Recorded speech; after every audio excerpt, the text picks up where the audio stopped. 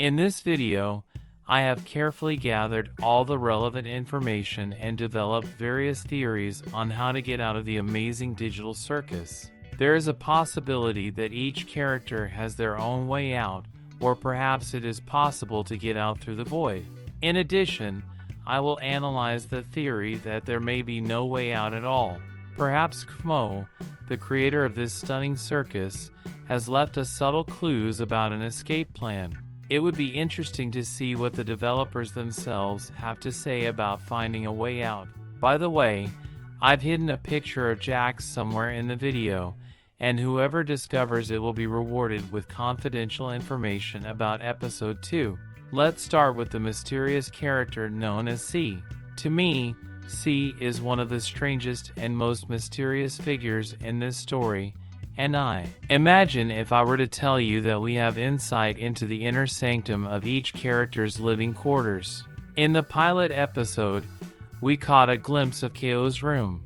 However, through leaked YouTube videos, we've discovered the secret hideaways of Pomni and Jax. By examining Pomni, Kmo, and Jax's rooms, we can deduce that each character's room is designed to match their unique body and clothing colors. For instance, Pomni dons red and blue attire, hence her room is adorned in those vibrant hues, including the bed stripes. Kmo's room, while initially obscured by darkness, reveals a captivating yellow ambience when you look past the paintings and scribbling. The room had a predominant touch of blue, reflecting the hue of the clothes hanging neatly in the wardrobe.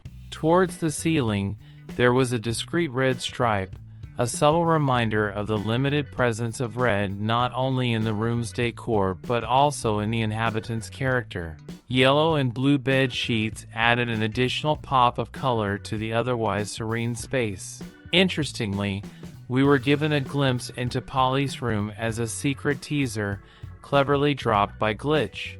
It was reminiscent of the pilot episode, where Polly discovers an exit door amidst a labyrinth of office rooms. This door ultimately leads her to the enigmatic void. Keen on protecting her from spoilers, Kane receives an alert on his whimsical watch, prompting him to venture into the void and retrieve her. As he glances at his watch, a 90s advertisement-style bar discreetly appears at the bottom of the screen. That showed a phone number which you can't call but a website that said The Wacky Watch. And if you went to it, it was a trailer for the pilot episode, meaning that this website had been up for months and months before the pilot even released, but 2 months after the release they secretly changed it without telling anyone. Nothing on Twitter, nothing on YouTube. They changed it to be Pomni asleep in her room, and I tried watching it for a while, but it's literally just a looped gift of Pomni snoring in her room. And in it we can see a few things that give us some details about her personality, but the one thing that actually gives me a bit of info about the story is that characters can go to sleep. We know that they're inside of a video game in digital world where they don't even have to eat, as towards the end of the episode when they get rewarded with their last supper style dinner. Kinger makes sure to tell Jax that they can't actually eat and they just feel the sensation of eating, so why would they need to sleep? If they were to sleep, they would just get this sensation of sleeping, but they wouldn't actually need to. But I'm sure that'll be answered in some of the next episodes as well. Each character's room can have different furniture and they can move it around, because Polly's bed is in the back left corner while Cal's room is in the back right corner as well. Each character can have their own sort of toys, which Kofo had some toy blocks, a rocket ship, a pair of dice, and a toy phone on his shelves, which makes sense because he's a clown. And all these things relate to kids, and Pomni had a jack-in-the-box on her floor which you can barely see in the top right corner, which goes to show that she probably has a lot of circus-related items in her room, and the jack-in-the-box relates to her perfectly because she's a jester, and what comes out of the jack-in-the-box is a jester, which could actually be her coming out of the jack-in-the-box, because anything is possible in the Amazing Digital Circus. And Kane is the type to do these weird things, because when Pomni was looking for Kane in the middle of the pilot episode. If you look at the doors that she opened, what are all these weird things? There's a random aquarium, a mannequin, and a bathtub. Kane is the one who made these, and putting Pomni and a Jack in the box isn't as crazy as all of that, but if we look at Cal's room we can see that actually got darker when he abstracted, meaning that the room is actually a living thing that adjusts to your character. Or possibly even your mood, because if we look at Polly's room, it's nice and bright red and blue and it looks good, but if we look at CFO's room, it's dark. The yellow and blue on the walls is darkened and we can barely see, because the only thing that's really shining light is CFO's abstraction itself, which makes me wonder, what does the inside of all the other abstracted characters' rooms looks like? Are they now empty, or could they still look like their old character's color scheme?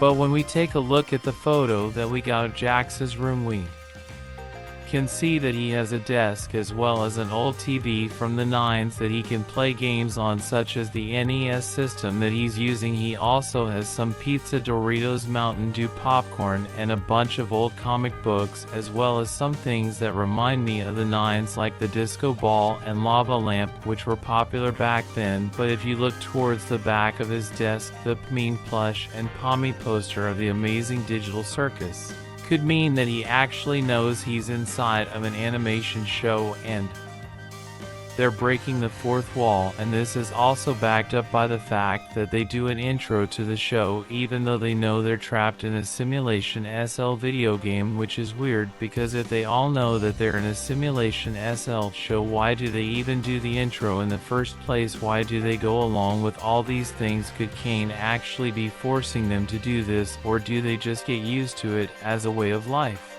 I guess we'll just have to learn about that in some of the next episodes, but using the info that we got, we can guess what other characters' rooms look like. Zubo would have rainbow walls and floor as well as a rainbow bed, but the one thing that Gooseworks actually confirmed is that there's a chest called the Zuba box, in which there are a ton of different parts for her to mix and match, and this is because she's based off of the Zoob's toy from the early 2000s. Which had the exact same concept of having a body head as well as mix and match arms, legs, and whatever you feel like doing to make a human or an alien. It was really just up to your imagination, which is the exact same for Zubal, but Gooseworks did say that she'll keep her head and torso the same, just her arms, legs, and antenna will change every episode with whatever she pulls out of the Zubal box, and apparently it's endless, which Gooseworks confirmed, which means anything can happen with Zubo. Maybe she could have an arm for a leg,